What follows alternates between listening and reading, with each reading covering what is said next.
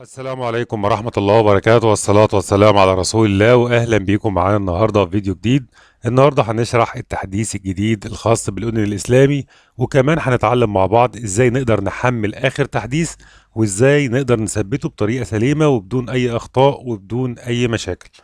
فيلا بينا على طول نبدأ الشرح، ويا ريت قبل ما نبدأ الشرح تشتركوا معانا في القناة وتفعلوا زر الإشعارات علشان يوصلكوا أي جديد بننزله على القناة. يلا بينا على طول نبدأ الشرح. اهلا بيكم معانا النهارده مره تانية، والنهارده معانا التحديث الجديد الخاص بالام تي كي برو، والنهارده هنتعلم مع بعض ازاي نقدر نثبته وازاي نقدر نحمله. عندك طريقتين في البدايه خالص انك تقدر تثبت التحديث الجديد الخاص بالام تي كي برو او اي واجهه من واجهات الاودن الاسلامي. طيب ازاي ابدا احمل الكلام ده كله؟ طالما نزل تحديث جديد للأذن الإسلامي فأقدر أحمله من خلال طريقتين. الطريقة الأولى علشان أبدأ أحمل التحديث الجديد سواء الام تي برو أو الاس بي دي أو أي قائمة أو واجهة جديدة في الأذن الإسلامي، بضغط على الواجهة نفسها بيديك رابط تحميل. طيب لو ما ادكش رابط تحميل إيه اللي بتعمله؟ بتبدأ تروح على موقع أخونا علي حساني وهو موقع بيربتوس، وطبعا هسيب لك رابط الموقع موجود تحت الفيديو. اول حاجه طبعا هنا حاطط لك كل الواجهات والبرنامج في رابط واحد. تمام، تقدر تحمله من اكتر من لينك سواء ميديا فاير او ميجا او جوجل درايف. عندك اكتر من سيرفر تقدر تحمل من عليه الاذن الاسلامي كامل بكل واجهاته زي ما حضراتكم شايفين بالظبط. طيب لو احنا رحنا على موقع اخونا علي حساني وحملنا الملف زي ما حضراتكم شايفين كده، حملنا الملف. بعد كده ببدأ أفك الضغط عن الملف بالطريقة الطبيعية اللي احنا متعودين عليها زي ما حضراتكم شايفين بالظبط. هنا بيطلب مني كلمة سر. كلمة السر دي خاصة بالناس اللي فعلت البرنامج الأذن الإسلامي، يعني مفيش حد يكتب لي في التعليقات فين كلمة السر. كلمة السر دي خاصة بالناس اللي فعلت الأذن الإسلامي. تمام، وبيحصل عليها أثناء تفعيل الأذن الإسلامي وبتفضل دايما معاه مفيش أي اختلاف. لو حصل تغيير بيتم إبلاغ المشتركين فقط في برنامج الأذن الإسلامي بكلمة سر جديدة. تمام، بضغط كلمة السر كده وأبدأ أضغط أوكي علشان يقوم بفك الضغط عن برنامج الأذن الإسلامي وبكل الواجهات الخاصة بيه زي ما حضراتكم شايفين بالظبط. علشان أبدأ أثبت الواجهة الجديدة أو التحديث الجديد، أول حاجة لازم نعملها إن برنامج الأذن الإسلامي الواجهة الرئيسية اللي هي فيرجن 3.7 تكون على سطح المكتب زي ما حضراتكم شايفين على الشاشة الرئيسية للكمبيوتر الخاص بيه. تاني حاجة معانا إن إحنا هنا لازم يكون الأذن الإسلامي شغال بالشكل ده. بعد كده بروح على الفولدر بتاعنا اللي احنا فكينا منه الضغط، وعندي هنا واجهة الام تي كي برو فيرجن 12، وعندي هنا برنامج الأذن الإسلامي، وعندي هنا الواجهة الخاصة بالاس بي دي. احنا دلوقتي عايزين نحدث واجهة ام تي كي برو فيرجن 12. كل اللي هعمله هنا هبدأ افتح الام تي كي برو فيرجن 12 كمسؤول زي ما حضراتكم شايفين بالظبط. هنبدأ نستنى كده، هنلاحظ ان البرنامج قفل وبدأ يظهر معايا هنا بيقول لك جاري الاتصال بالسيرفر. هنبدأ نستنى شوية ونشوف النتيجة مع بعض. طالما بدأ يعد معايا ارقام كده زي ما حضراتكم شايفين يبقى انا كده شغال تمام. يبقى اول حاجة معانا لازم يكون الاذن الاسلامي الملف الرئيسي موجود على سطح المكتب زي ما حضراتكم شايفين او على الشاشة الرئيسية الخاصة بالكمبيوتر. وبعد كده بفك الضغط وابدا اضغط على الواجهه اللي انا عايز اثبتها او الواجهه اللي نزل ليها تحديث. ابدا افتحها كمسؤول. هيبدا يتم تثبيت الاذن الاسلامي زي ما حضراتكم شايفين بالظبط. ببدا استنى وما بضغطش اي حاجه خالص وانتظر لعند ما ينتهي من التثبيت، وما اضغطش اي حاجه ولا افتح اي حاجه تانية خالص في الكمبيوتر ولا حتى ماي كمبيوتر ولا اي ملف. بسيب الكمبيوتر على الوضع ده لعند ما تظهر لي الرساله اللي هتظهر لنا دلوقتي. زي ما حضراتكم شايفين بدأ يظهر لي هنا تم الانتهاء من تنصيب البرنامج بنجاح. يعني في اللحظة دي بقى أبدأ أقفل واجهة الام تي كي برو وأبدأ أروح على الأذن الإسلامي وأبدأ أفتح برنامج الأذن الإسلامي. هنا نبدأ نفتح الأذن الإسلامي وننتظر لما يبدأ يفتح معايا ويعمل اتصال بالسيرفر ونرجع لكم تاني.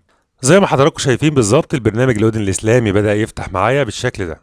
هنبدأ ندخل على الام تي كي برو علشان نشوف الإضافات اللي تم إضافتها بشكل جديد وشكل حصري في الأذن الإسلامي. الجميل في الأذن الإسلامي إن تحديثاته دورية وبشكل مستمر، وسعر تفعيل الأذن الإسلامي بسعر تكلفة جهاز واحد. طيب إيه الجميل في قائمة الام تي كي برو؟ تم إضافة قائمة الاس بي دي زي ما حضراتكم شايفين بالظبط. لو دخلنا عليها كده هنلاقي فيها قائمة كده موجودة قدام حضراتكم، هنلاقي فيها معالجات كتير وأجهزة كتير جدا جدا من الأجهزة الحديثة وأجهزة الزراير، سواء ايتل أو ريلمي. كل الأجهزة موجودة زي ما حضراتكم شايفين. كل الانفينكسات الاس بي دي الحاملة لمعالج الاس بي دي. عندك هنا الايتل زي ما حضراتكم شايفين، الريلمي طبعا السي 11 والسي 21 واي، الأجهزة الرخمة طبعا بالأربع إصدارات بتاعتها زي ما حضراتكم شايفين، اللي هو ار ام اكس 32 63 و32 61 و32 63 زي ما حضراتكم شايفين بالظبط. كل الاصدارات الجديده تم اضافتها في الاذن الاسلامي، والمميز كمان ان تم اضافه ودعم اجهزه سامسونج الزراير، اللي هي البي 310 والبي 310 اي والبي 313 اي. كل الاجهزه الزراير الخاصه باجهزه سامسونج تم دعم عمل فورمات وازاله الرمز وكمان تعريب الاجهزه. تقدر تعمل انستول اللغه العربيه، يعني لو الجهاز جاي لك بدون لغه عربيه تقدر تعربه بسهوله وببساطه. طبعا كل القائمه دي الاجهزه الحامله لمعالج الاس بي دي زي ما حضراتكم شايفين بالظبط.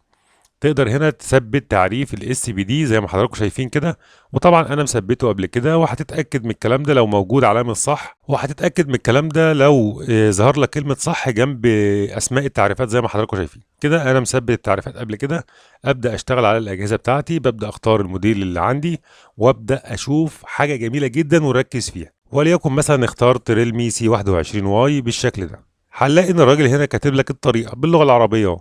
طفي الجهاز، اضغط مطولا على زر رافع الصوت وخافض الصوت مع بعض، واربط كابل اليو اس بي. يعني بتقفل الجهاز باور خالص، بتضغط على زرارين رافع الصوت وخافض الصوت مع بعض، وتوصل كابل اليو اس بي. طبعا ده بعد ما تضغط ستارت، يعني اول حاجه بتضغط ستارت، وبعد كده تطفي الجهاز خالص، بعد كده تضغط على زرار رافع الصوت وزرار خافض الصوت، وبعد كده توصل كابل اليو اس بي. تمام. بعد كده بيقوم بفورمات الجهاز بشكل بسيط جدا وبدون اي مشاكل زي ما حضراتكم شايفين. هتلاقي فيه تحديثات واضافات كتير جدا في الاذن الاسلامي. الاذن الاسلامي عاملين له فيديو جاري التحضير ليه. الفيديو ده طريقة الشراء وكمان طريقة التفعيل، كل حاجة هتكون موجودة. هيكون فيديو شامل هيجمع كل معلومات او جميع الاخطاء اللي بتقابل الناس، ازاي تقدر تحلها بسهولة وبدون اي مشاكل. هتلاقي طبعا في قائمة كوالكوم في اضافات كتير جدا، تم اضافة معالجات واجهزة كتير جدا في قائمة الخاصة بكوالكوم. هتقدر تعمل عمليات كتير جدا. الاذن الاسلامي كبير جدا وبدأ يضيف عمليات واجهزة بشكل محترم جدا جدا. والجميل في الموضوع انه تفعيل مدى الحياة، وده مميز جدا من اخونا علي الحسان، وطبعا بنتوجه له بالشكر على المجهود الجبار والتحديثات المستمرة بشكل اوتوماتيك. تقريبا في الشهر ممكن يعمل تحديث او اتنين، وده مميز جدا جدا انك تلاقي الاداة متفعلة مدى الحياة، وكمان ليها تحديثات ودعم بشكل محترم جدا جدا، وبتدعم كل فترة ثغرات بتكون هي منفردة بيها قبل اي حاجة. يعني في دنجولات وبوكسات الاذن الاسلامي سبقها في ثغرات كتير جدا، حتى ثغرة تفعيل وضع الاي دي بي لاجهزة سامسونج، ثغرات كتير جدا. والثغرة الاخيرة الخاصة بالاس بي دي. فالاذن الاسلامي اختيار مفضل جدا جدا. اول حاجه البرنامج يعتبر مجاني مش مدفوع، لان سعره سعر رمزي جدا جدا، وكمان مفعل مدى الحياه، فده مميز جدا جدا. زي ما حضراتكم شايفين تثبيت التعريفات، فزي ما حضراتكم شايفين تثبيت واجهه ام تي كي برو فيرجن 12. الموضوع سهل جدا. في ناس كتير جدا بتسالني مش عارفه تثبت التحديث الجديد. الموضوع سهل جدا، نعيده تاني على السريع علشان الناس اللي ما حضرتش معانا او ما خدتش بالها. اول حاجه بتعملها ان لازم يكون الاذن الاسلامي في الصفحه الرئيسيه على الكمبيوتر على الديسك توب. تاني حاجه بتفك الضغط عن التحديث الجديد، ولازم تكون واجهه الاذن الاسلامي مفتوحه شغاله. وبعد كده تفتح الواجهه اللي انت عايز تثبتها، وليكن مثلا الاس بي دي، وتفتحها كمسؤول زي ما حضراتكم شايفين. نجرب برضو على الاس بي دي مع بعض. بدأ معايا يعد زي ما حضراتكم شايفين. تمام. هنا بيبدأ يثبت في اللحظة دي، ملمش أي حاجة في الكمبيوتر خالص، لا افتح أيقونة ولا افتح متصفح ولا افتح أي حاجة خالص.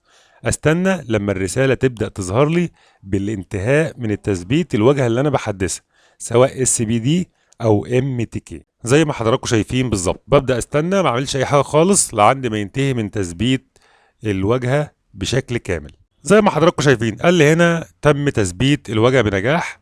ببدأ أقفل. خلاص واجهتي كده شغالة، والأذن الإسلامي شغال بدون أي مشاكل. طبعا بكده النهارده يكون الفيديو بتاعنا انتهى، ويا رب يكون عجبكم. ويا ريت ما تنسوش تدعمونا بالاشتراك في القناة وتفعيل زر الإشعارات علشان يوصلكم أي جديد بنعمله على القناة. والسلام عليكم ورحمة الله وبركاته.